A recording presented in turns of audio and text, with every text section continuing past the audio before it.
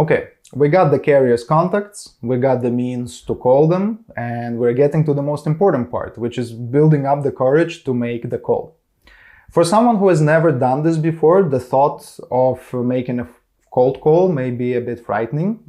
Fear of rejection, fear of being yelled at, fear of the unknown.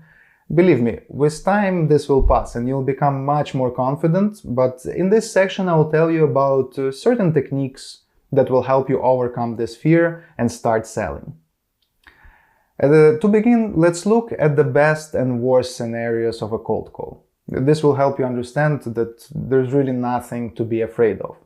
Let's start with the worst. Let's say the person hangs up on you. You call them and say, "Hello, Mr. Johnson, I'm calling you to offer my dispatching services," and they just hang up on you. So what? He'll forget about it in a few seconds, and so will you. Go get some coffee, take a walk, shake it off, and make your next call. It doesn't matter. Or let's say they even yell at you. Let's say you call them up and you say, "Hello, Sam, I would like to offer you my dispatching service," and they start yelling at you. Like, "You're wasting my time, I don't want to talk to you, where did you get my number," blah, blah, blah. It doesn't matter. I mean, from experience, 99% of the owners of trucking companies are very nice people. They will not yell at you. They will politely come up with some ridiculous excuse and probably manage to get rid of you if they really don't want to talk to you. If someone yells at you, they're probably having a bad day.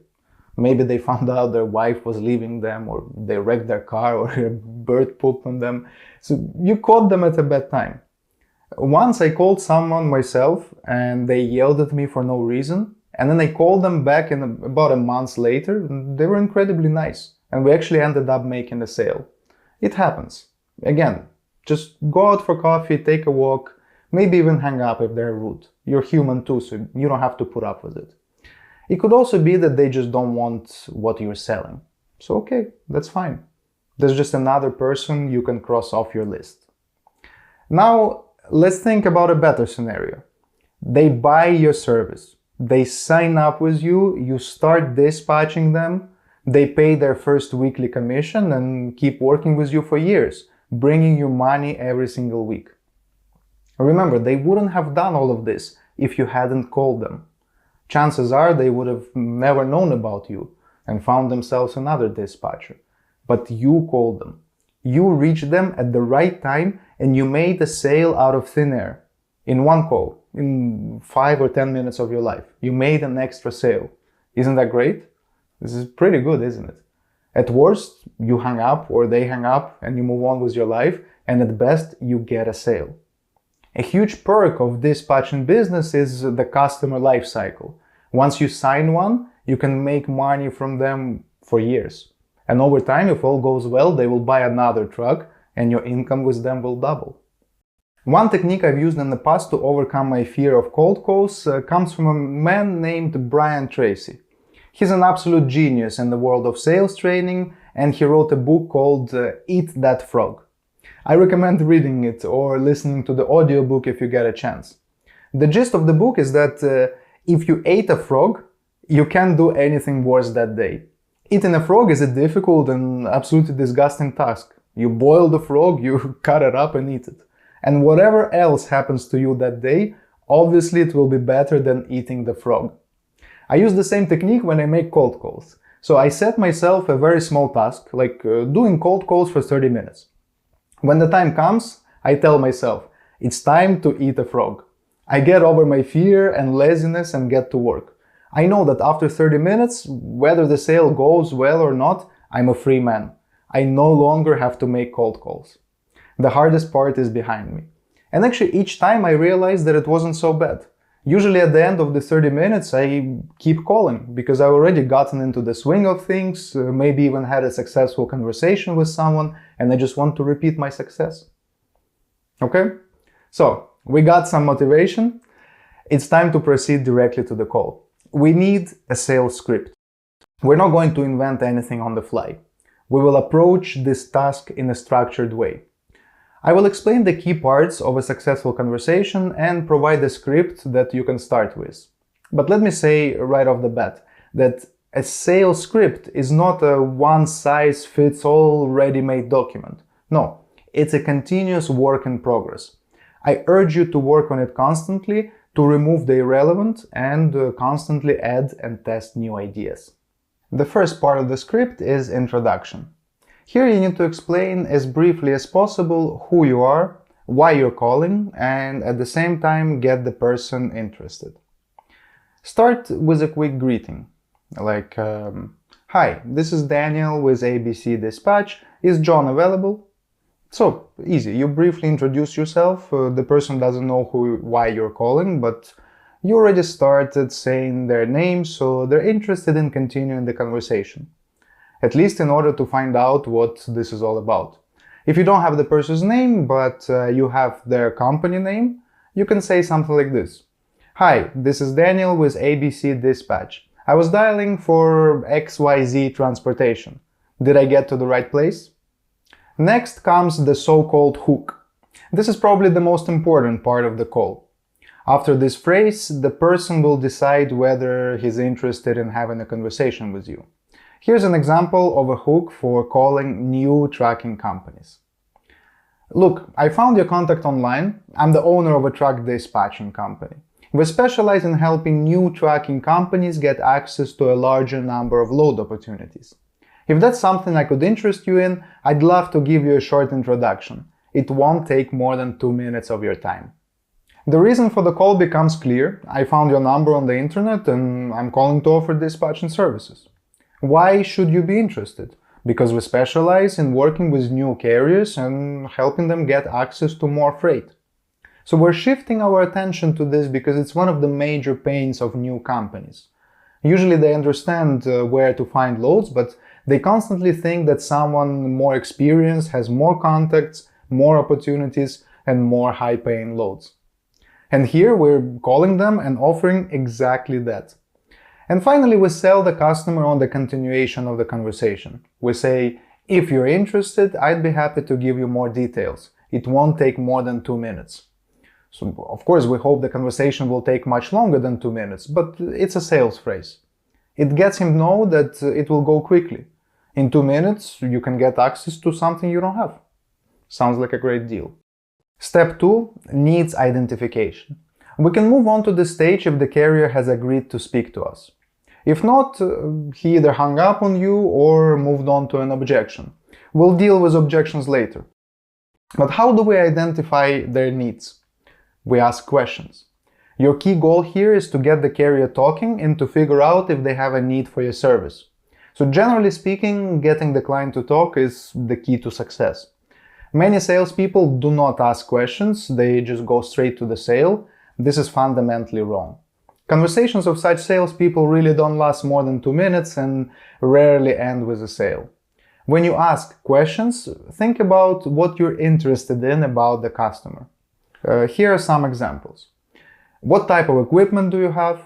How many trucks do you currently have in your fleet? What areas do you operate in? How do you handle your dispatch at the moment? What tools do you currently use to find loads? Or do you think you could be getting better loads but don't have access to them? As the conversation flows, you'll have to decide for yourself what questions to ask and in what sequence. There's no single magic formula that fits every call.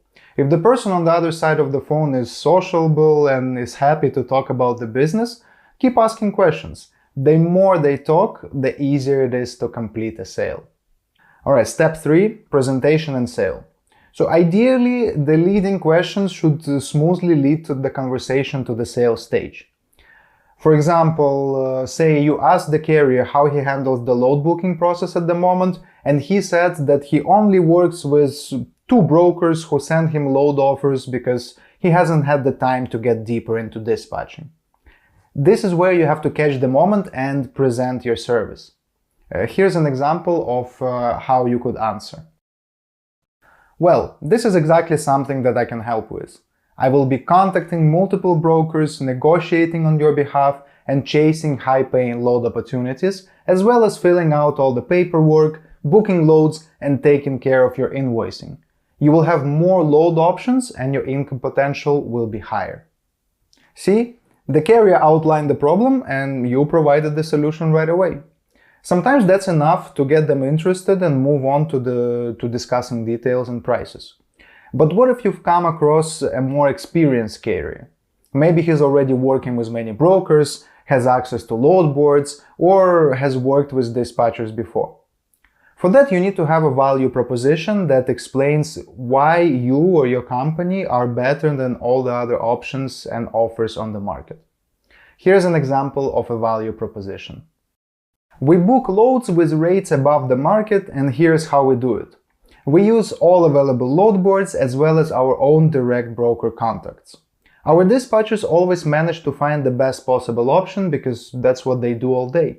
While you're driving and don't have the time to look for loads, your dispatcher will be working and sending you offers based on your financial goals.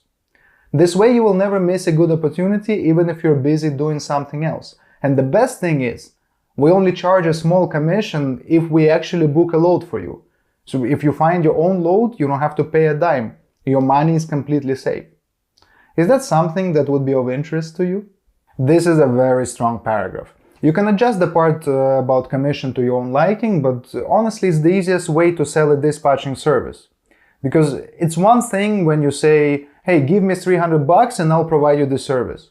But it's another thing to say, I'll provide you the service and you will only have to pay me commission after you book a load through me. That is, if you make money, I'll make money too. You see, the second offer is way more attractive. Step 4. Closing the deal. According to all the principles and techniques of cold calling, it's not customary to sell on the first call. The idea is to interest the person, qualify them as a potential customer, identify their needs, and present your product or service. This is usually followed up by a next meeting or a follow-up call with someone who can correctly present product details and close the deal, such as a senior sales manager or operations manager. But in our case, we definitely will not be meeting with our customers and there's no one else to close the deal but you. The specifics of selling dispatching services is that closing the deal and signing contracts is only a small part of the sale. The main sale begins when the dispatcher starts working. It costs the client nothing to sign up with you. He can send all the paperwork in 10 minutes and you immediately start looking for his next load. Because of this, we can close the deal on the first call if the client likes your presentation. Here's an example of a call to action to close the deal. Signing up with us is a very simple process. I will just need your email address to send you the setup packet. You will need to send back your company documents, MC, W-9 and certificate of insurance. You will also need to sign a dispatcher carrier agreement. There are no additional fees for setting up, pausing or cancelling the agreement. While you're taking care of the documents, I can start looking for your next load and sending you some offers. Tell me, when and where will you need your next load from? At this point, we explain to the customer the process of signing up for our service and once again emphasize the fact that it's absolutely free to start. But most important are the last two sentences. While you're dealing with the paperwork, I can get busy looking for your next shipment and send you some offers. Tell me when and from where you will need your next load. So saying just those two sentences doubles your chances of getting started with that client. Of course, I haven't included discussion of price, terms of cooperation and other details here. I'm only going over the key steps involved in the sales right now. You can go through the details by opening the sales script template file that I've attached to the lesson. But we're not done yet. An important part of the sale call is the handling of objections. Let's dive into that for a minute. So, objections can and will arise at any point in the conversation. That's why we discuss them separately. Fortunately, in my years of cold calling, I've learned that objections are always the same. So by coming up with answer options for the main ones, you can handle pretty much any objection. Let's start with the first one. And no thank you, I'm not interested, or I do my own dispatch. This is the most common type of objection, basically a simple no. A weak salesperson will immediately give up after hearing a no, but you and I will handle it. Here are two answer options, a short one and a more extended one. So option 1. Listen, why not get more load offers that could be higher paying loads without taking any financial risk? From this you can only gain. I will only charge you if you actually book a load through me, so why not give it a try? If they say no to that phrase, you can try to ask a question and get them talking. If they don't want to answer questions, just let them go. You've done all you could. Chances are they really don't need the service at this point. You can save their contact and maybe try them again in a couple of months. Here's a longer answer version to the same objective. I understand, but you can also use our service as an additional source of load opportunities. Just like you have your load boards and your broker contacts, you can have a dispatcher send you load offers that are specific to your preferences and your financial goals. We only charge a commission if you accept a load, the dispatcher books it and you deliver it. In that case, we will send you an invoice for the percentage at the end of the week. Otherwise, there are absolutely no fees. So, this option works well for more experienced carriers, because they already have their dispatch sorted, but it doesn't mean that you can't sign up with them. You will need to slowly infiltrate your services into their dispatch routine. Maybe only partially dispatch them at the beginning, meaning they will book some loads through you and some through other sources. Alright, second objection is send me an email. Actually seems like great news at first sight. The carrier wants me to send him my information by email. But actually, that's an objection. It's the same as I need to consult with my wife. It's an excuse to end the conversation because the customer has lost interest. And what do we need to do if this happens? That's right. We need to get the interest back. And what are people interested in? Talking about themselves and their business. So here's a great way to deal with this objection. Yes, John, I will certainly send you our info by email, but in order for me to send you the most relevant information, let me ask you a quick question. And after this, just start going through questions that you've prepared beforehand. What type of equipment do you have? How many trucks do you run? How do you currently handle your dispatch? What are your financial goals? Etc, etc, etc. And do not let him go until you at least have the opportunity to make a brief presentation of the service. After the conversation ends, send that informational email or a commercial offer, take a pause of maybe 1 to 2 days, and then call again, trying to close the sale. Next objection, I'm busy right now, or I'm driving, I cannot talk. This is the only case where we actually can let the potential customer go without a fight, especially if he said it at the very beginning of the conversation.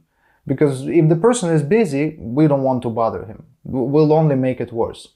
The only thing we can try is to schedule the next call. So try to go with something like this. My apologies, I won't bother you any longer. What time can I call you back today? So pay attention to this today. Not just when can I call you back, but what time can I call you back today? It's a little sales trick. We set a psychological time limit, and the person is more likely to agree to speak again later today. Okay, and the last typical objection is it's too expensive, or your fees are too high. Well, that's a classic. No matter what numbers you name, the answer is always expensive. We'll also deal with this problem in the classic way, explaining why the value overrides the price. We'll touch upon pricing your service a bit later, but to handle this objection, try something like this. I understand you might have seen lower prices for a similar service, but in dispatching, quality outweighs the cost. I book loads that are 10 to 15% above average market price, but I charge only 4% commission. Plus, considering that you only pay if you accept a load, you can do your own calculation for each offer. Take away 4% and see if my load still makes financial sense to you. I've had many customers tell me that in the beginning, but they gave me a chance to prove myself, and now they book loads only through me. In my opinion, this is the perfect handling of the objection. Yes, I take 4%. Yes, some inexperienced guy from Cuba probably charges less. But I'm a professional, I book loads above the market price, and it will end up being more profitable for you. You see, we emphasize it by saying that other customers were also hesitant at first, but then saw the real value. Well, that's about it. Only 4 key objection types, but once you think of good answers, you can use them for any occasion. You don't need to keep more in mind, because yes, there are atypical and tricky questions, but the answers will also be atypical, customized for the situation. They don't have to be written down and memorized. Your sales script is just the foundation. After a couple days of calls, you will not read from a piece of paper, and after the first couple hundred calls, you will not even put it in front of you. Everything will be in your head anyway. So, be sure to read through the scripts that I've attached to the lesson. They have even more details and options for you to pick from. I also included a simplified script that a student of mine created in the past and that works great for beginners. The main thing to remember is that your task is to create your own script that suits your character, your image, and manner of communication. And don't forget to constantly download the Carrier database file, even if you're not planning to use them right away. You may need them in the future. And I'll see you in the next lesson.